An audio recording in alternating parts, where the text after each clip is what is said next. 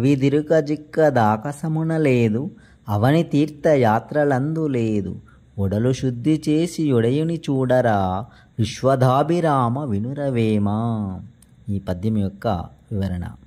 అన్నీ వదిలి అడవి చేరి వెదికిన ఎక్కడో ఆకాశాన్ని కొలువై ఉన్నాడని, లేదా తీర్థయాత్రల్లో కొలువై ఉన్నాడని, తీరని దాహంతో ఎండమాముల వెంట పరుగు పెడుతున్నట్లుంది. మన కోరికలు తీర్చే భగవంతుడి కోసం మనం చేసే ప్రయత్నం దైవం ఎక్కడో లేదు, అది నీవే అయి ఉన్నావు. నీ హృదయం పరిశుద్ధమైనప్పుడు మాత్రమే ఆ దైవం యొక్క అనుభూతి పొందగలవు.